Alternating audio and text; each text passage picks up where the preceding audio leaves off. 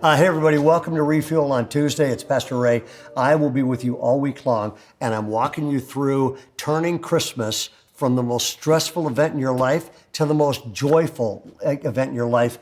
And it's basically follow the prescription at the first Christmas, okay? And yesterday we talked about this. Because of Christmas, you can release your fears because most of us have been governed by fears. That was yesterday, okay? Christmas number one, let go of the things that are causing you to lose sleep and be terrified and kind of box you into a box that you never get out of. Let go of fear, replace it with faith. This one is this. Because of Christmas and because of what you discover, you can actually renew your faith. Now, I have an advanced theological degree. I have taught in 2 different seminaries. I've been around a lot of religiously people. I've been around a lot of PhDs, which one person described as piled high and deep. So I've been around a lot of elite Christian leader types.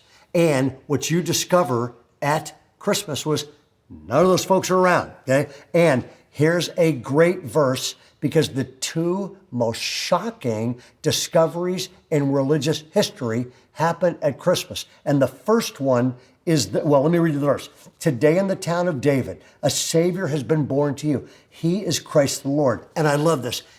This will be the sign. And you're going, whoa, God shows up. What's the amazing sign? And here it is.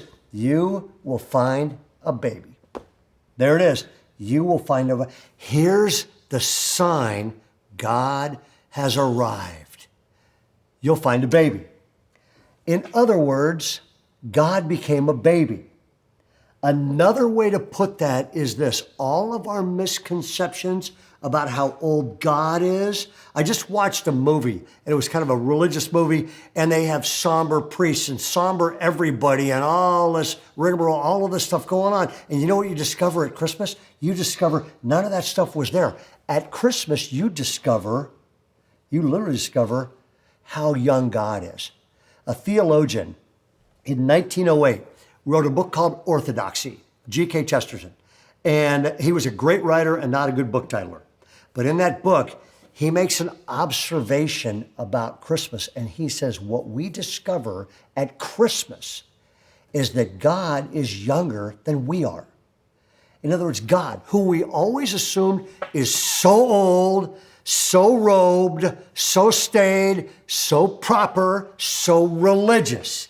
At Christmas, you discover how young God is. In other words, at Christmas, what you discover is the God you thought was so old. At Christmas, that God is younger than you are. And G.K. Chesterton said this, God is the young one. God is younger than you are. He is more playful than you are. He has bigger dreams than you do. He is more delightful you are. And he has this great G.K. Chesterton 1908 one-liner. And he says this, for we have sinned and grown old. And at Christmas, you discover God is younger than you are. That's a God people are looking for.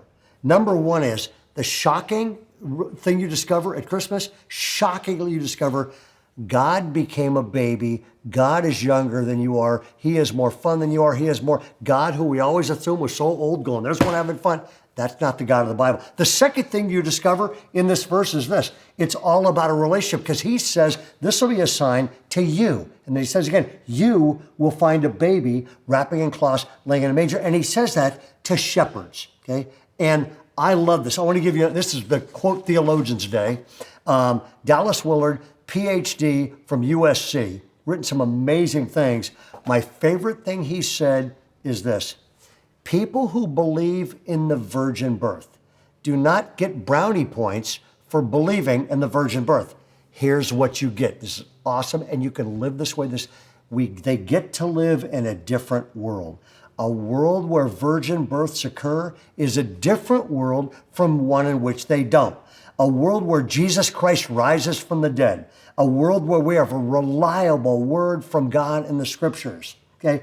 A world where these things are true is different from a world where these things aren't true. And when we believe in the true world, we gain the riches and realities that God has provided. And when we don't believe we live in that world, we are simply restricted to what we can work out on our own.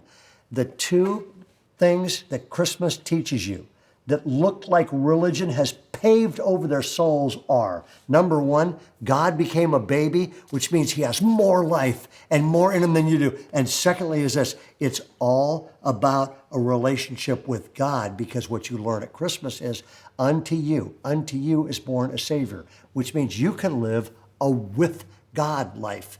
And a life with God, which means you can talk to God all day long. You can connect to God. You will never be without the presence of God and without the power of God.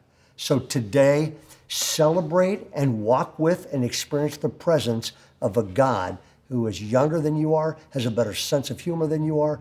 That's the God you discover at Christmas, and he is your Savior, and he is your Lord, and he has said, I will never leave you, and I will never forsake you, which means you can spend the entire day with God. Enjoy this day. We'll see you tomorrow.